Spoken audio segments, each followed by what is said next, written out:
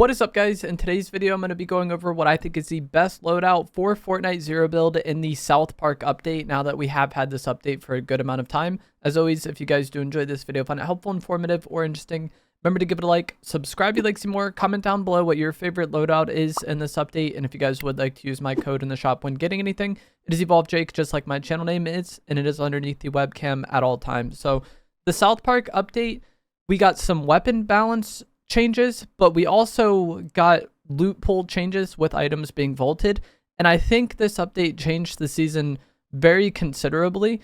The first part of the season, I was pretty much always running double mobility with the Forsaken Vow Blade and the Shockwave Grenades, but both of these items were vaulted, which impacts the game a lot. Not only is there less mobility to go around, but this changes how fights play a lot, because with the double mobility setup, you had two ideal kind of fighting mobility items, so you could push people very aggressively and then also reposition whenever you needed, and the pacing of the game was very fast because of that.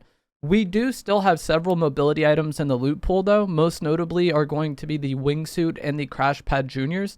Between these two, I much prefer the Crash Pad Juniors, since it is the much better item for pushing enemies after getting opening damage or repositioning in a fight. The Wingsuit is not a very good reactionary mobility item. It's more of like rotational and positioning than something that you're going to use to like get on somebody or get away from somebody. If someone's like in your face and you try to Wingsuit away from them, you're probably going to die in the animation. And even if you don't, you have a really good chance of getting shot out of the air because you are going to be so weak at that point. So I prefer Crash Pads. I think they're the better like aggressive fighting item. But the spawn rate of Crash Pads is quite low, and there's a lot of times that I end up taking the Wingsuit or I end up using the Wingsuit just because I don't find Crash Pads, or I end up running out of Crash Pads during the course of the game. And I've seen a lot of people say they kind of struggle because they'll loot their POI and they have the choice of like 2 Crash Pads or a Wingsuit. And in that situation, I would probably take the 2 Crash Pads because a lot of players are going to be using the Wingsuit throughout the course of the game. So if you can use those pads to get an elimination, then you're probably going to be able to get a Wingsuit off your kill, and then you can go from there. So there's times where that won't work out, but that's why I take the Crash Pads. I feel like it's the better fighting mobility item, and with the prevalence of the Wingsuit in the game, even if I do run out of Crash Pads, I'm probably going to be able to find one later on in the game, whereas Crash Pads are harder to find because the spawn rate is just not very good. So most people you eliminate probably aren't going to be carrying them. And I don't really like running double mobility anymore. With the Blade and the Shocks, like I said, you had 2 like very good, fast, like fighting, aggressive mobility items. The Crash Pads and the Wingsuit are very different items, as I outlined. They're good at different things. And that can be nice. They kind of complement each other in that way. But the pacing of the game has slowed down so much that I don't feel like as required to have double mobility. And those pacing changes are what's going to affect the next item that we're going to talk about. And that is going to be some sort of cover item. For a lot of Zero Build, having something like bunkers or bubbles has definitely been advantageous, but you could get by without it because we had such good mobility in the loot pool. But with how the game plays out and the pacing of the game now, I think having one of those cover items is more essential in Zero Build than it typically has been, even for public matches. Between these 2 items, I prefer the bunkers to the bubbles because they create a more permanent structure. And with how the game plays out right now, that permanent structure is more important. Like, obviously, it can be destroyed by enemies, but it's not just going to go away over time like how the bubbles are. The bubbles are more of like a fighting cover item. You throw the bubble down, and then you have like a bubble fight versus the enemy. And in loot pools where we have like a splash damage weapon, like the rocket launchers, or in the Marvel season, the War Machine launchers, I really liked bubbles in that season. But with how the game plays out now, the end games can really stall out and become a lot more of like mid to long range AR fights, and bubbles aren't that good in that situation because they just don't last long enough. They could be good, you know, you get shot, you throw the bubble down, and then now you're not getting shot anymore, and that's like really helpful. But in terms of like how the end game plays out, I think the players that have bunkers have a huge advantage, and if you don't have bunkers, you're probably going to want to push somebody and try to take their bunkers. Another reason why the cover item is going to be really helpful right now is because the Crash Pads have a really bad spawn rate, as I said, and then they're also just not the most insane mobility item. So if you get caught at a bad timing where someone's shooting at you, typically you could just, you know, shockwave out of there, or if you had the Blade, you could use that to get out of there.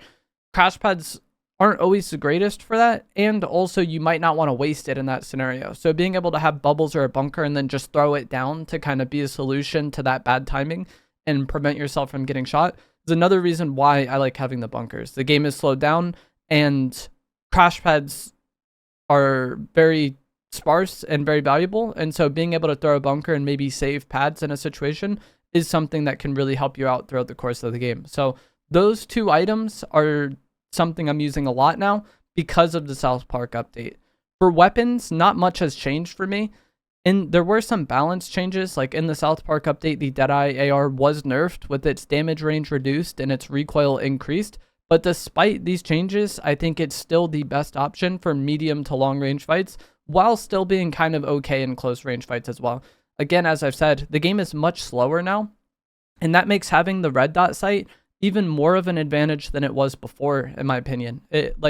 Ever since we've had red dot weapons and third-person weapons in the loot pool at the same time, the red dot ones typically dominate.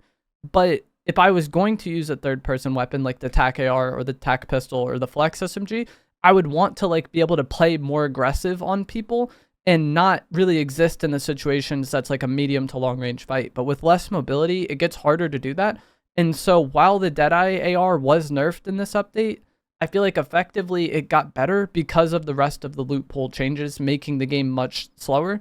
And shotguns are kind of a similar story. Nothing really changed here with the South Park update.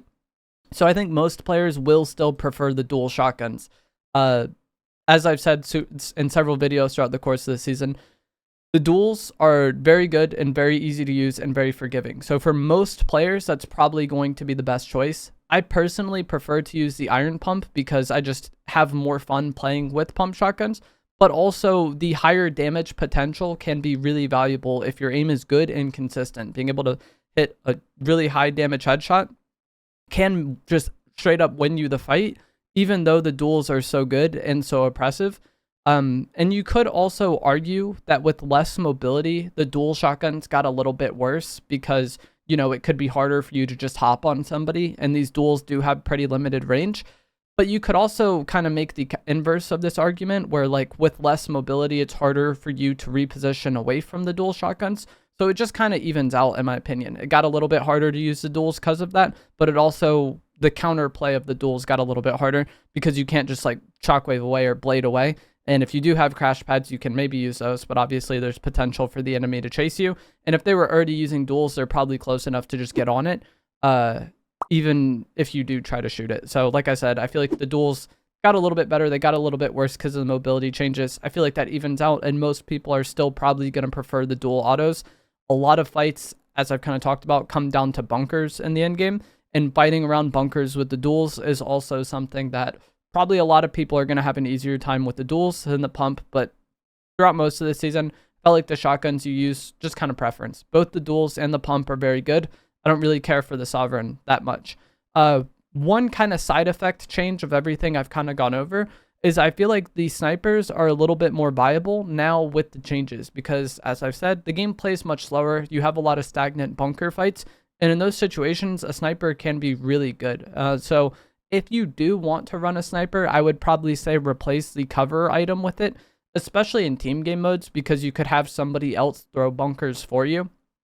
And then you could take advantage of it that way. You have a mobility item to keep up with your teammates or push enemies. But the sniper can be very good. And having the sniper, I feel like, also frees up your spray weapon slot a bit to run something like the tactical pistol, the tactical AR, the hollow SMG, or the flex SMG without worrying about like lacking in range or accuracy, since you have the sniper for that. Like I said, the main kind of advantage of the Deadeye is that red dot sight. But if you have a sniper, then it doesn't feel as bad to use some of the third person weapons, and you get a more like dominant close range spray weapon. So that might be something you want to do. I feel like the snipers, even though they themselves didn't get changed at all or buffed, the way the game plays out now, I think is a more sniper friendly environment than it was previously. And then the final item is going to be heals, and this really just comes down to what you have access to. I prefer to have either big pots or the chug jug if the chug jug is, you know, full. But as I've said, it really just comes down to preference and what you find. If you find one big pot and two slurps, probably want to take the slurps. If you find a chug with 50 in it, or, you know, 3 big pots, I'd probably take the big pots in that situation. It's really situational. It's not really matters that much. Shield fish are also incredibly good if you find them or want to take the time to get them. but a lot of heals are just preference. I typically prefer to carry a shield item rather than a white health item or green health item, because a lot of fights are going to start, you know, you might take 100 damage, and in zero build, you would still have 50 shield after that. Like if they body sniped you or AR'd you, if you throw your cover down, now you're chilling, you have time to heal. If you only had like cheesy poofs as a heal, you can't get any health back in that time before the enemy potentially pushes you. But carrying something like a chug jug, slurp, or big pots will allow you to get from 50 shield to 100 shield in that limited time you have. And that's why I typically prefer to carry shield items. And the heat of the moment situations like that, being able to get a little bit of health back is nice. Whereas typically white health, if you've won the fight afterwards and you're really scuffed, you can probably find med kits somewhere or make your way to one of the vending machines. When the stick of truth spawns, obviously cheesy poofs maybe rise in priority then, but I pretty much just always carry bigs or chugs. But that is going to be it for this video. A recap of what I like using based on this would be the Deadeye AR, the Iron Pump Shotgun, Porta Bunkers, Crash Pads, and then my heal. But some of these things might end up being different just depending on what you have access to in that match. Like if I don't get Crash Pads, I'm going to be using a wingsuit. But let me know what you guys think down in the comments below. If you enjoyed this, remember to give it a like, subscribe if you'd like to see more, and I will see you guys in the next one. Thanks for watching.